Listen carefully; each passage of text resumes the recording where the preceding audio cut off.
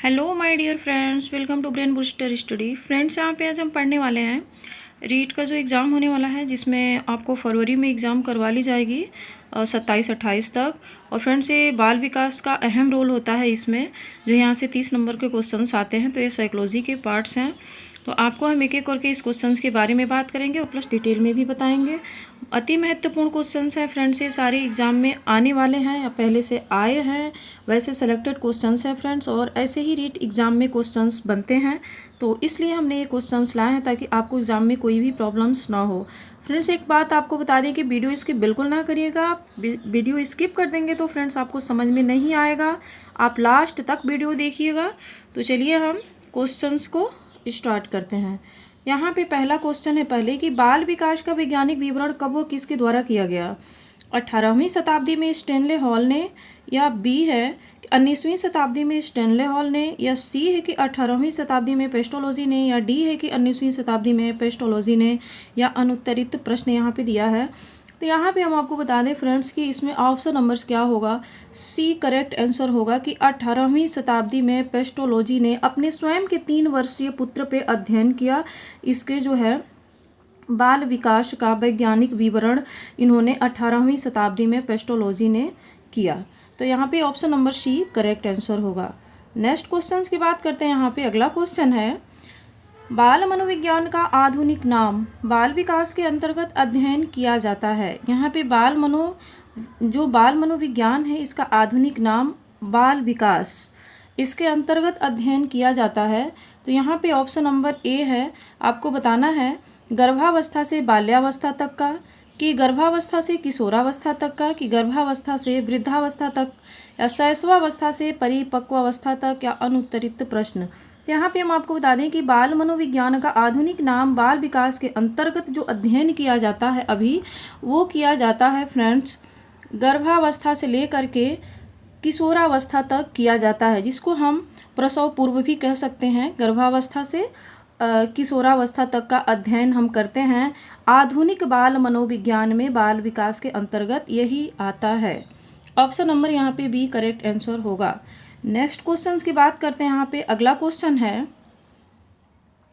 वृद्धि और विकास है। आपको यहाँ पे बताना है कि वृद्धि और विकास है क्या है, एक दूसरे के विरोधी है, कि एक दूसरे के समान है, कि एक दूसरे के पूरक है, या इनमें से कोई नहीं।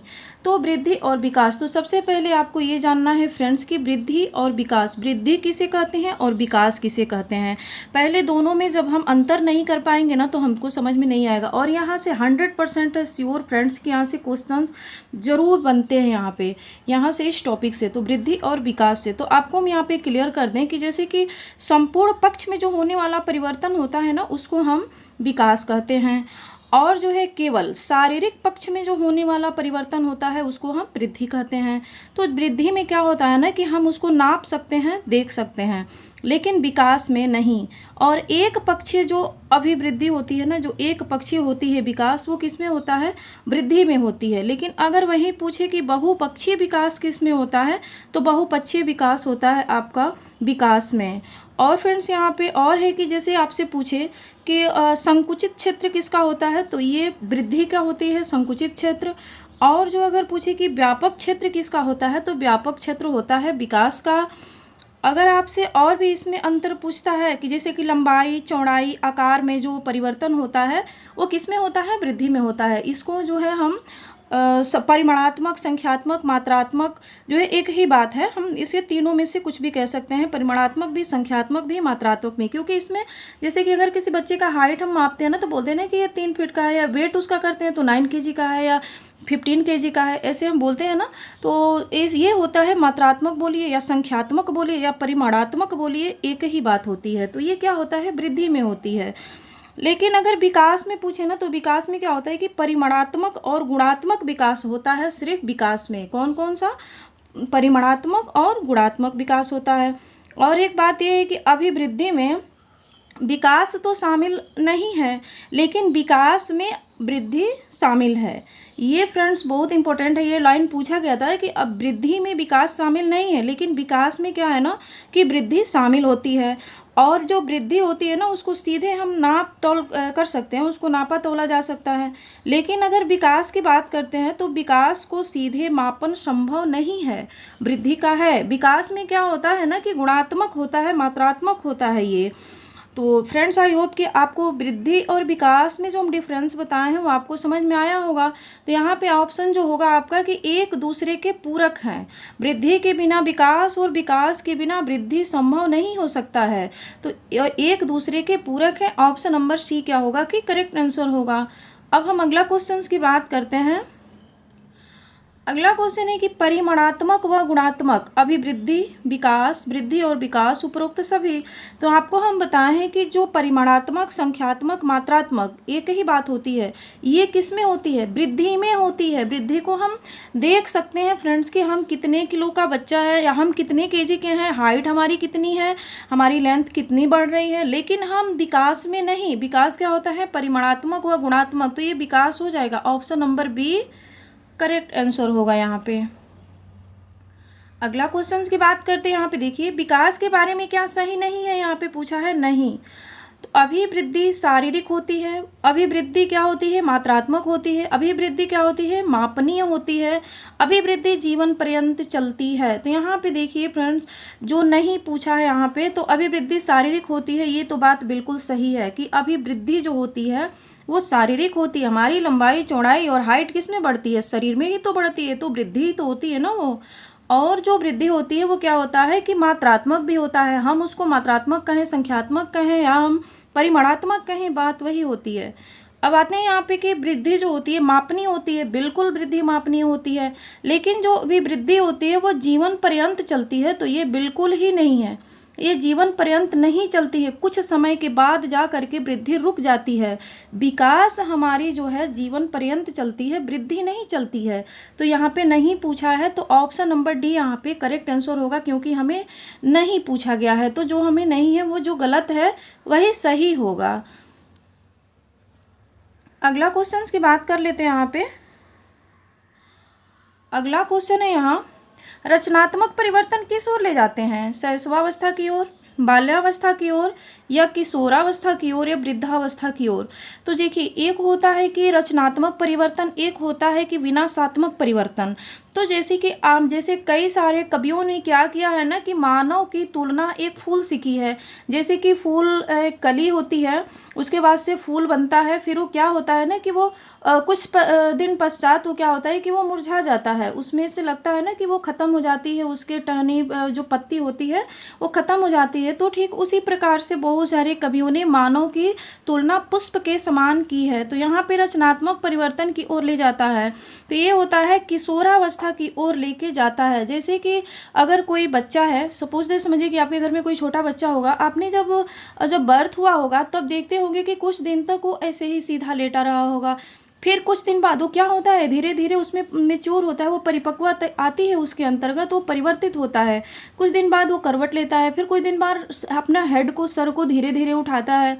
फिर क्या होता है कि बच्चा उठ के बैठना प्रारंभ करता है, फिर पकड़ पकड़ के चलना प्रारंभ करता है, फिर कभी अचानक से जो है अच्छा से चलना शुरू कर देता है, फिर वो दौड़ना शुरू कर देता है। तो ये क्या होता है, ये रचनात्मक परिवर्तन है।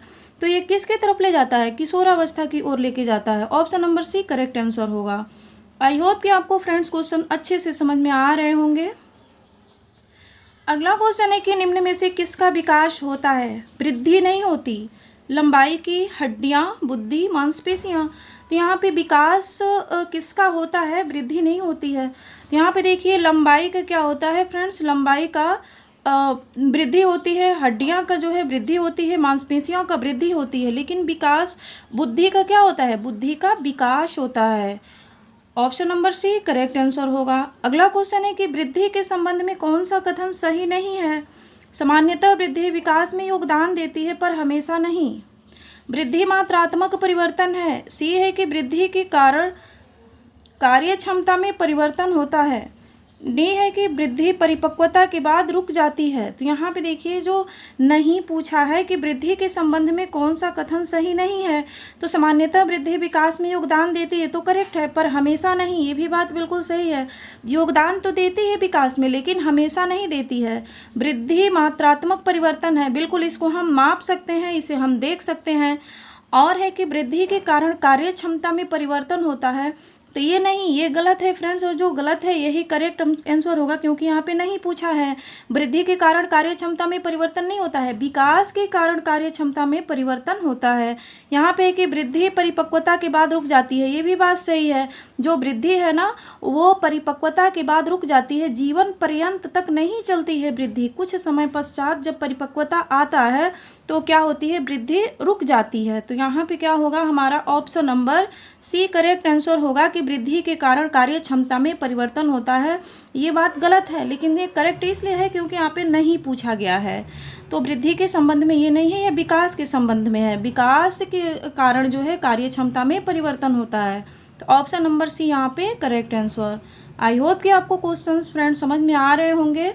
तो वीडियो को लाइक करिएगा, शेयर करिएगा और चैनल को बिना सब्सक्राइब किए बिल्कुल ना जाइएगा फ्रेंड्स, क्योंकि आपको यहाँ से बहुत अच्छा बेनिफिट मिलने वाला है। अच्छे अच्छे क्वेश्चंस मिलेंगे आपको, और PYQ भी हम कराने वाले हैं फ्रेंड्स। और यहाँ पे CDP के तो बहुत अच्छा से आपकी क्लासेस होगी फ्रेंड्स। तो वीडियो को सब्सक्राइब बिल्कुल करिएगा और लाइक करिएगा और अपने ग्रुप में अपने फ्रेंड्स सबको भी शेयर कर दीजिएगा। नेक्स्ट क्वेश्चन देखिए यहाँ पे कि कौन सा कथन सही नहीं है। विकास जीवन पर्यंत चलता है, शारीरिक पक्ष में होने वाला परिवर्तन विकास है, विकास का स्वरूप बाह्य व आंतरिक होता है, विकास का सीधे मापन संभव नहीं है। यहाँ पे नहीं भी यहाँ पे पूछा है। तो देखिए विकास जीवन पर्यंत चलता है, तो ये भी बात बिल्कुल सही है, विकास जीवन पर्यंत चलता है, लेकिन वृद्धि नहीं चलता है। वृद्धि क्या होती है ना कि जब परिपक्वता जब होता है ना, परिपक्वता के बाद क्या होती है कि वो वृद्धि रुक जाती है, वो जीवन पर्यंत नहीं चलता है। यहाँ पे है कि शारीरिक पक्ष में होने वाला परिवर्तन विकास है, तो बिल्कुल नहीं, शारीरिक पक्ष में होने वाला परिवर्तन वृद्धि है, और यही हमारा करेक्ट आंसर होगा। विकास का स्वरूप बाह्य और आंतरिक होता है, तो बिल्कुल सही है। विकास का सीधे मापन संभव नहीं है, हम आपको बताए हैं कि हम विकास को सीधे हम माप नहीं सकते हैं, लेकिन हम वृद्धि को माप सकते हैं। तो यहाँ पे जो नहीं पूछा है, तो नहीं जो गलत होगा वही हमारा करेक्ट आंसर होगा। यहाँ पे कि शारीरिक पक्ष में होने वाला परिवर्तन विकास है। यहाँ पे ये होता अगर कि शारीरिक पक्ष में होने वाला परिवर्तन वृद्धि है तो ये करेक्ट होता, लेकिन यहाँ पे यह है कि शारीरिक पक्ष में होने वाला परिवर्तन विकास की बात कर रहा है, तो विकास में ऐसा नहीं होता है। तो यहाँ पे जो नहीं पूछा है तो ये गलत होगा, जो गलत है वो सही है। अब यहाँ पे देखिए फ्रेंड्स, व्यक्ति बराबर वंशानुक्रम गुणे वातावरण, यह सूत्र दिया है। हिलगार्ड ने, वाटसन ने, स्किनर ने, वुडवर्थ ने, ये पूछा गया था फ्रेंड्स। तो ये वुडवर्थ महोदय ने दिए हैं यह सूत्र। चलिए अगला क्वेश्चन देखते हैं। जैविक या वंशानुक्रम संबंधित कारक नहीं है, शारीरिक रचना, अंतःस्रावी ग्रंथियां, स्नायुमंडल, समाज। तो देखिए जैविक या वंशानुक्रम संबंधी कारक जो पूछा है वो शारीरिक रचना भी होती है, अंतःस्रावी ग्रंथियां भी होती हैं, स्नायुमंडल भी होता है, समाज नहीं होता है यहाँ पे। तो option number D correct answer होगा फ्रेंड्स। यहाँ पे जैविक और वंशानुक्रम की बात हो रही थी, ये जो नहीं पूछा है तो समाज नहीं होता है, ऑप्शन नंबर डी करेक्ट होगा। अगला क्वेश्चन है कि वातावरण में बालक क्या है, एक अबोध प्राणी है, एक उच्च संगठित ऊर्जा तंत्र है, शारीरिक स्रोत है, संप्रेषण करता है। तो यहाँ पे जो वातावरण में बालक है ना वो एक उच्च संगठित ऊर्जा तंत्र है, option number B correct answer होगा। जैसे कि हमें अगर कोई कार्य करते हैं या फिर हमें अपनी लाइफ में कोई टारगेट होता है ना तो उसको जुनून होती है, हमारे पास उतना ऊर्जा होता है हमें कुछ करके पाने का। तो ये होता है कि कोई बच्चा हो ना उसको उसके पास, या हम या कोई भी पर्सन हुआ तो वो क्या होता है ना कि एक उच्च संगठित ऊर्जा तंत्र है इस वातावरण में, option number B correct answer होगा। नेक्स्ट क्वेश्चन की बात करते हैं। यहाँ पे अगला क्वेश्चन है कि सर्वप्रथम परिपक्वता शब्द किसने दिया, हॉरलॉक ने, गैसेल ने, गैरेट ने, ड्रेवर ने।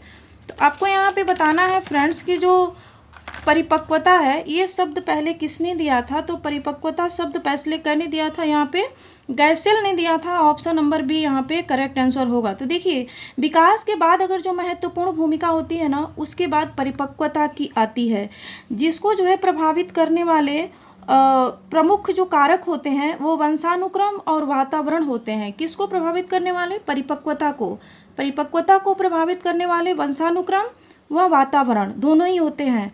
अब जैसे कि देखिए परिपक्वता से संबंधित किसको होती है, परिपक्वता से संबंध होता है वंशानुक्रम से संबंध होता है, और परिपक्वता क्या है, नेचुरल प्रोसेस होता है।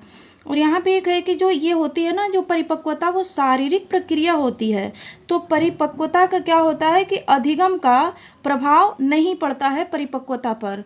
तो ये आपको हम कुछ नोट पॉइंट्स बता दिए, ये परिपक्वता से रिलेटेड है। तो ये क्या होगा, ऑप्शन नंबर बी, गैसेल ने इस शब्द को दिया था सबसे पहले, परिपक्वता शब्द को।